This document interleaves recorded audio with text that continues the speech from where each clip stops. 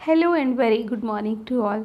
Today we are going to begin a new lesson, that is lesson number 12, Defense System of India. And this is from the civics portion. In this lesson we are going to learn about how are the Indian Defense Forces organized, contribution of forces during peace, production of defense equipment, what are the duties of citizens for the safety of country. India firmly believes in promoting world peace and security. तो विश्व शांति और रक्षा में India बहुत strongly believe करता है। She has always been instrumental in trying to resolve national and international disputes by mutual negotiation and peaceful settlement. और India जो अपने डिस्प्यूट्स होते हैं, डिस्प्यूट्स मतलब कि जो कोई विवाद होते हैं किसी के साथ में, हो सकता है कि वो अपनी कंट्री के अंदर हो सकता है कि वो इंटरनेशनल डिस्प्यूट्स हों। सो इंडिया अपने डिस्प्यूट को म्यूचुअल निगोशिएशन मतलब आपसी सहमति एंड पीसफुल सेटलमेंट मतलब शांतिपूर्वक सेटलमेंट करके इन डिस्प्यूट्स को सॉल्व कर देता है। India also aspects such response from our neighbouring countries, और इसी तरीके का रिस्पॉन्स इंडिया अपने पड़ोसी कंट्रीज से भी करता है। She is concerned about her defence and has strengthen her defence system and forces. India अपने डिफेंस को लेकर, अपनी रक्षा को लेकर बहुत ज़्यादा कंसर्न्ड है, और इसीलिए इंडिया ने अपने डिफेंस सिस्टम और फोर्सेस मतलब आर्मी वगैरह को काफ़ी स्ट्रॉन्ग बना के रखा है।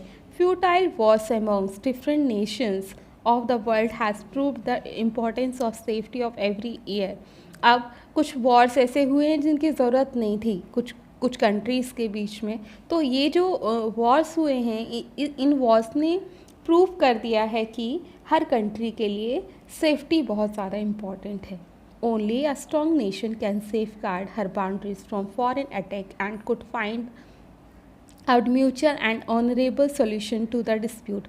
और अपनी कंट्री को सिर्फ एक जो स्ट्रॉन्ग नेशन रहेगा वही बहुत अच्छे से अपनी बाउंड्रीज़ को सेफ गार्ड कर सकता है फॉरेन अटैक से, और एक म्यूचुअल और ऑनरेबल सॉल्यूशन निकाल सकता है डिस्प्यूट्स का। Hence keeping in view the above factors a strong defence setup has been created in India.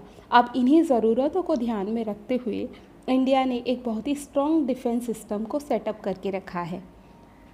And powerful armed forces have been organize, और उसी के साथ में बहुत ही पावरफुल आर्म्ड फोर्स मतलब आर्मी वगैरह को ऑर्गेनाइज किया हुआ है। The president of India is the commander in chief of all the 3 security forces in India. और इंडिया के बेसिकली 3 मेन सिक्योरिटी फोर्सेस हैं, और इनके जो कमांडर हैं वो द प्रेसिडेंट ऑफ इंडिया होते हैं। The formation of Indian defence forces is under. अब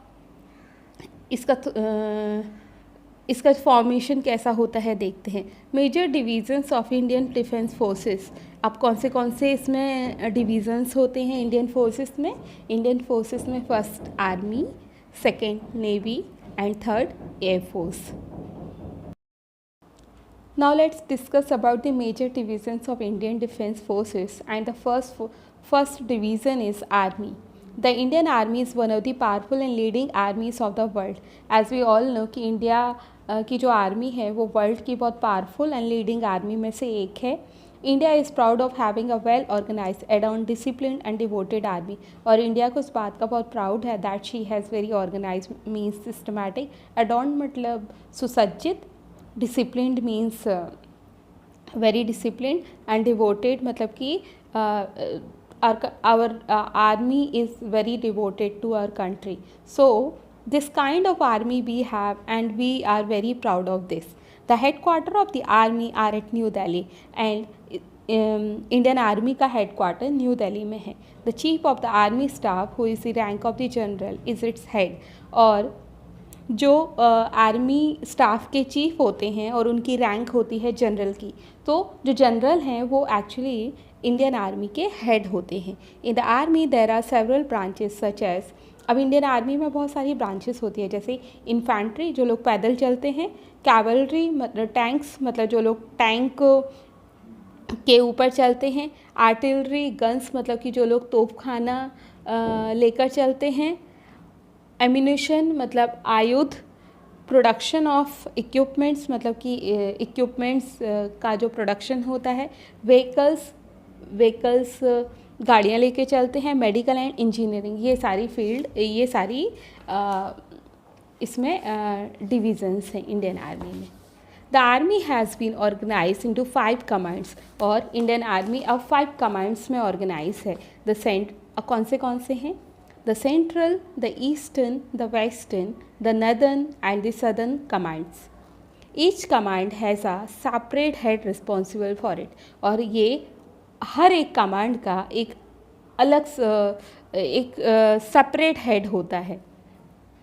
these officers are of the ranks of lieutenant general, और ये जो ऑफिसर्स होते हैं इनके हेड, उनको लेफ्टिनेंट जनरल कहा जाता है। Each command has a separate head responsible for it, और हर एक कमांड का एक सेपरेट हेड होता है। These officers are of the same rank of the lieutenant general, और ये जो ऑफिसर्स होते हैं वो लेफ्टिनेंट जनरल के रैंक के होते हैं। So now look at this flow chart, and this is the rank of officers in army. Army के जो ऑफिसर्स होते हैं उनकी रैंक दी हुई है। सबसे नीचे लोएस्ट रैंक है एंड सबसे ऊपर हाईएस्ट रैंक है। We'll start with the lowest rank.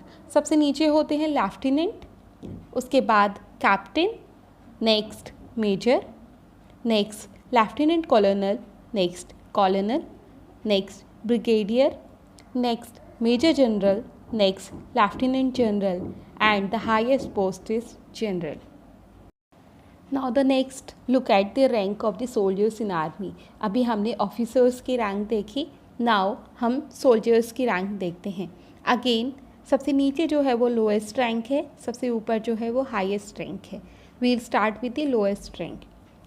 The first is last is soldiers. They are also called JCO or non-commissioned rank. After that, Lance Nayak, next Nayak, next Havaldar, next Subedar, next Major. So friends, it was all for today's class.